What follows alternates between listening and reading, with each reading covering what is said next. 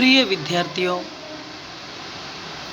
श्री गोविंद गुरु राजकीय महाविद्यालय बांसवाड़ा के यूट्यूब चैनल अंतर्गत तृतीय वर्ष कला हिंदी साहित्य प्रथम प्रश्न पत्र के विद्यार्थियों का हार्दिक स्वागत और अभिनंदन। मैं डॉक्टर लोकेंद्र कुमार एक बार फिर से आज आपके समक्ष भक्ति काल की श्रृंखला लेकर उपस्थित हूँ। प्रिय विद्यार्थियों, आज हम भक्ति काल अंतर्गत कृष्ण भक्ति के विविध रूप देखने का प्रयत्न करेंगे। यह जानकारी प्रिय विद्यार्थियों न सिर्फ आपकी परीक्षा की दृष्टि से उपयोगी है, बल्कि ज्ञान को समृद्ध भी बनाती है। साथ ही वर्तमान में जो प्रतियोगी परीक्षाएं होती हैं, उनके लिए भी आपके यह जानकारी उपयोगी रहेगी। कृष्ण भक्ति की जब हम चर्चा करते हैं तो प्रिय विद्यार्थियों, कृष्ण को भगवान विष्णु का अवतार माना जाता है। हम जितने भी देव देखते हैं, उनमें कृष्ण भगवान का स्थान सर्वोपरि ठहरता है। कृष्ण जन जन के प्रिय हैं। उनकी लीलाएं हमें आनंदित करती हैं। विशेषतः कृष्ण का वात्सल्य स्वरूप हमें अत्यधिक मोहित करते हैं। सूर ने कृष्ण के बाल रूप को बहुत मनोहारी रूप में हम सभी के समक्ष प्रस्तुत किया है। आज जहाँ पर भी कृष्ण भक्ति की चर्चा होती है तो सूर और मीरा के बगैर उनकी कल्पना करना अधूरा सा लगता है। प्रिय विद्यार्थियों, कृष्ण न सिर्फ वात्सल्य और मनोहारी रूप रखते हैं, बल्कि वे एक बुद्धि कौशल, पराक्रम, पुरुषार्थ और तेजस्वी व्यक्तित्व के धनी हैं। जो उनके आध्यात्मिक स्वरूप को स्वीकार करते हैं, वे उन्हें ब्रह्म, परम ब्रह्म, नारायण, ईश्वर, विष्णु इत्यादि रूपों में स्वीकार करते हैं। हम सभी के समक्ष जब कृष्ण की छवियाँ आती हैं तो उनके दो रूप हमारे सामने आते हैं। कृष्ण की छवि लोकरंजक व लोक रक्षक रूप में है।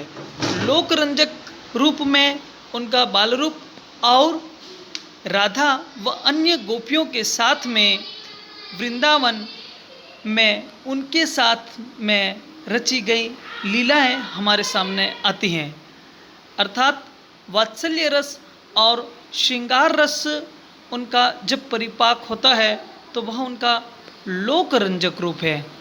प्रिय विद्यार्थियों, जब महाभारत और गीता उपदेश की बात आती है तो हमारे समक्ष उनका लोक रक्षक रूप सामने आता है।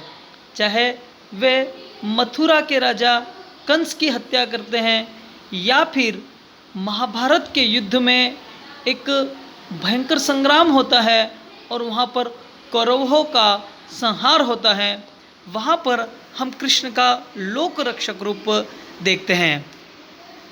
भगवान श्री कृष्ण के बाल मनोहारी रूप और उनकी लोक रंजक जो लीलाएं हैं, उनके लिए श्रीमद् भगवत पुराण आधार ग्रंथ है। श्रीमद् भगवत पुराण का आधार लेकर के ही सूर अपने सूर सागर की रचना करते हैं। पर आपको आश्चर्य होगा, श्रीमद् भगवत पुराण में राधा का उल्लेख नहीं है। राधा का उल्लेख हमें ब्रह्म वैवर्त्य और हरिवंश पुराण में मिलता है।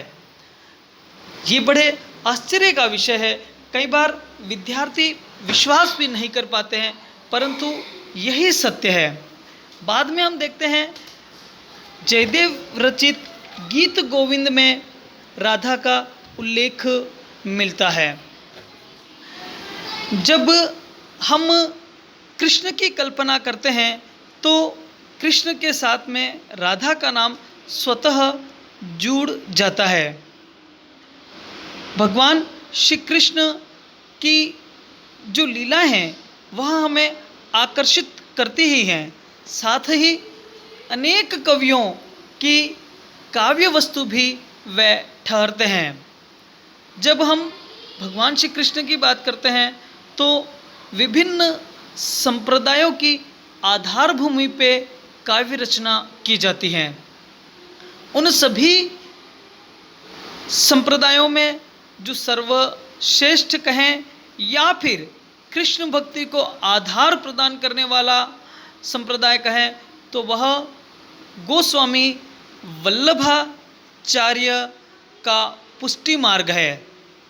गोस्वामी वल्लभाचार्य ने विष्णु स्वामी के रुद्र संप्रदाय की मान्यताओं को ही स्वीकार करके पुष्टि मार्ग का प्रणयन किया।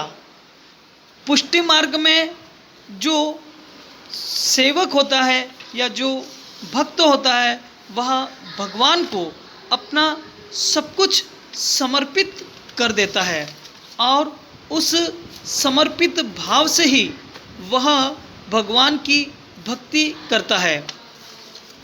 गोस्वामी वल्लभाचार्य ने पुष्टि मार्ग की स्थापना की और साथ ही 1519 ईस्वी में वृंदावन में श्रीनाथ जी की प्रतिमा स्थापित की गई।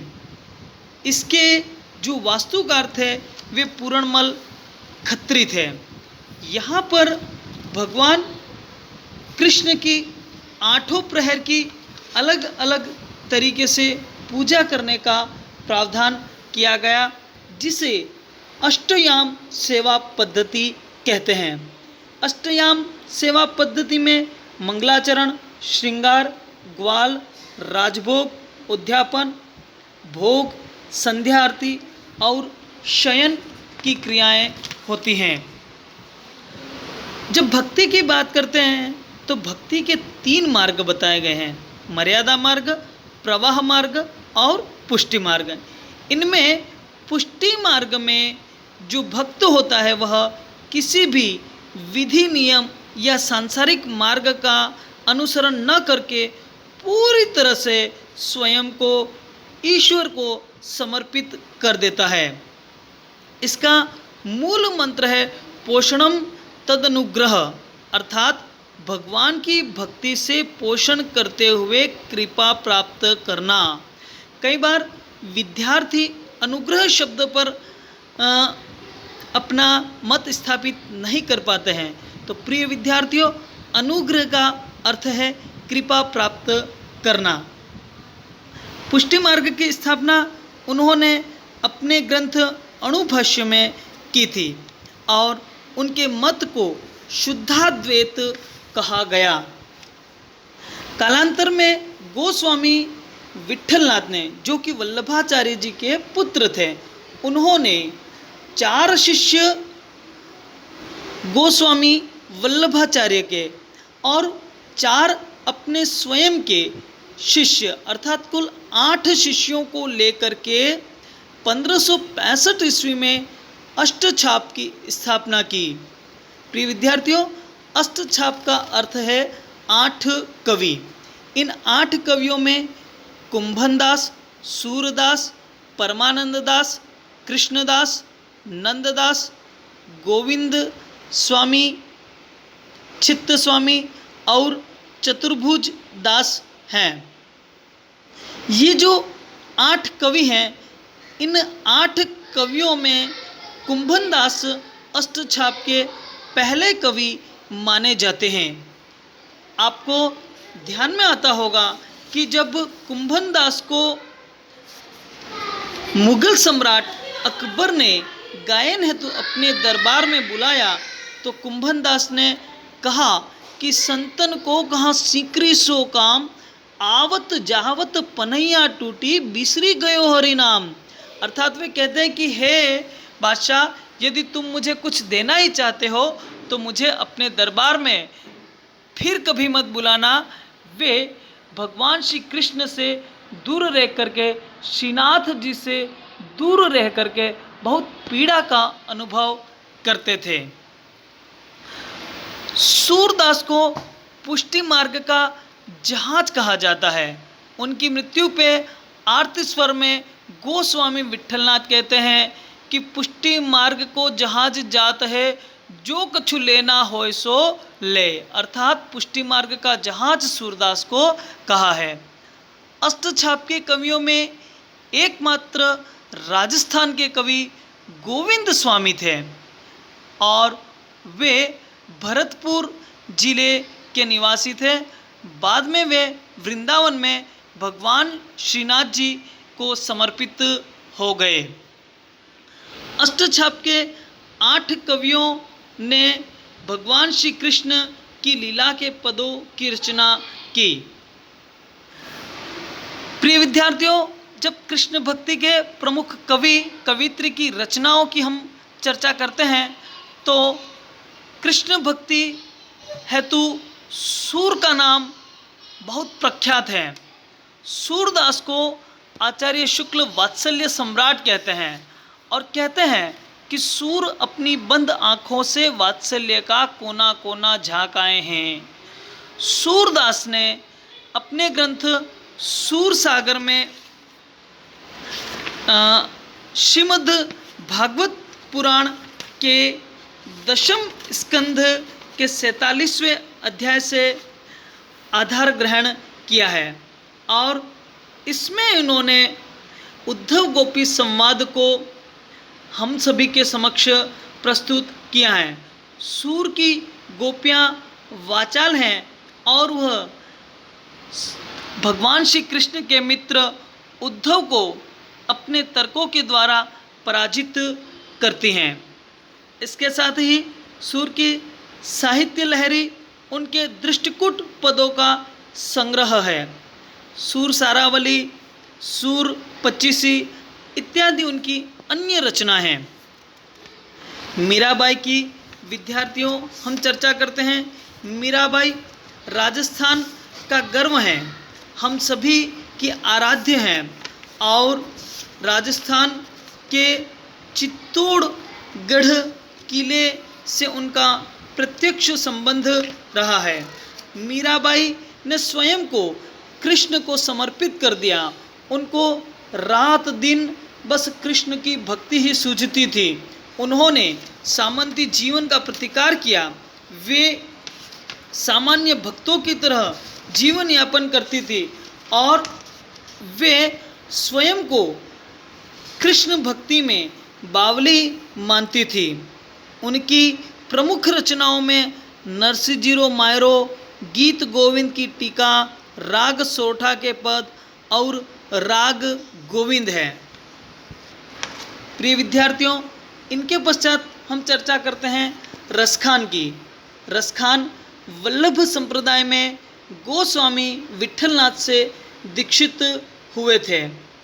उन्होंने अपनी रचना प्रेम वाटिका, दानलीला, सुजान रसखान और अष्टयाम की रचना की। इसी तरह उद्धव गोपी संवाद को लेकर के नंददास ने भंवर गीत की रचना की। श्री भट्ट ने युगल शतक, हित हरिवंश ने हित 84, हरिव्यास देव ने महावाणी, ऐसे अनेक कवि हैं, भक्त कवि हैं जिन्होंने कृष्ण भक्ति के पदों की रचना की है। प्रिय विद्यार्थियों, जब कृष्ण भक्ति की विशेषताएं या प्रवृत्तियां हम उद्घाटित करते हैं तो हम सबसे पहले उसमें कृष्ण का स्वरूप देखते हैं। कृष्ण का स्वरूप हम सभी के समक्ष लोक रंजक और लोक रक्षक के रूप में आता है।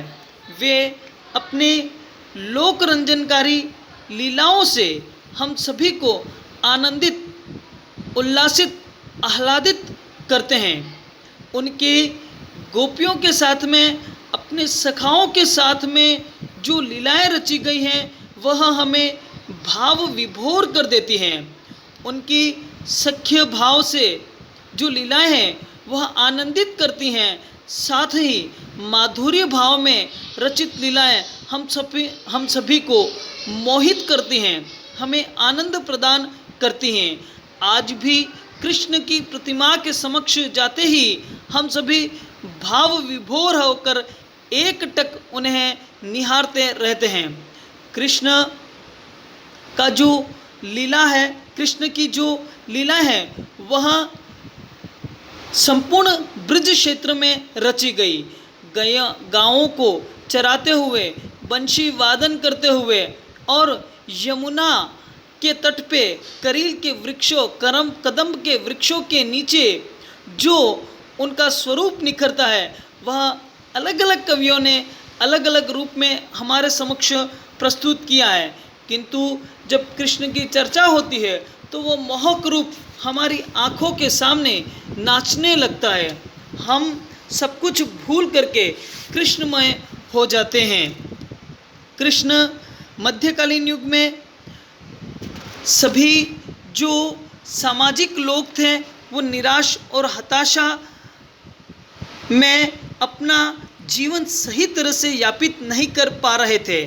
ऐसे में कृष्ण का यह लोक रंजक रूप और लोक रक्षक रूप उनमें एक जिजीविषा उत्पन्न करता है। इसके पश्चात जब हम चर्चा करते हैं तो हमारे सम्मुख आता है सौंदर्य निरूपण। सौंदर्य निरूपण में हम देखते हैं श्रृंगार के पदों की रचना की गई है और श्रृंगार के पदों के द्वारा नायिकाओं के सौंदर्य को उद्घाटित किया गया है। रीति चित्रण की जब चर्चा करते हैं तो श्री कृष्ण ने गोपिकाओं के साथ में, राधा के साथ में जो लीलाएं रची हैं वह काव्य रूप में हमारे समक्ष प्रस्तुत होती हैं, जो श्रृंगार के सुमधुर मोहक चित्रों के रूप में हमारी आँखों के समक्ष प्रस्तुत होती हैं। जब वे लीलाएं रचते हैं तो सामान्य पाठक अपने आप को पूरी तरह से समर्पित कर देता है, वह अलौकिक रस को प्राप्त करता है और इस प्रकार कवि की कल्पना साक्षात होती है, सफल होती है। लेकिन प्रिय विद्यार्थियों, जो कृष्ण का प्रेम था वह अलौकिक प्रेम था। गोपियों के साथ में प्रेम के द्वारा उन्होंने ईश्वर भक्ति का मार्ग दिखाया, अपने आप को सर्वस्व समर्पित करने की राह दिखाई। किस प्रकार एक जो प्रेमी होता है वह अपना सर्वस्व अर्पित परमात्मा को कर सकता है, वह राह कृष्ण ने हम सभी के समक्ष प्रस्तुत की है। जब रस की बात करते हैं तो सामान्य रूप से हम देखते हैं कृष्ण भक्ति में श्रृंगार रस का सुंदर परिपाक हुआ है। श्रृंगार के दोनों ही पक्ष, संयोग एवं वियोग पक्ष को कवियों ने चित्रित किया है। किंतु जब उद्धव गोपी संवाद की चर्चा होती है तो वहाँ पर विप्रलंभ श्रृंगार रस अद्भुत रूप से हमारे समक्ष प्रस्तुत होता है। यहाँ तक कि जब सूर का यह उद्धव गोपी संवाद जब सहृदय पाठक सुनता है, पढ़ता है या देखता है तो उसकी आँखों से अश्रु की धारा प्रवाहित हो जाती है।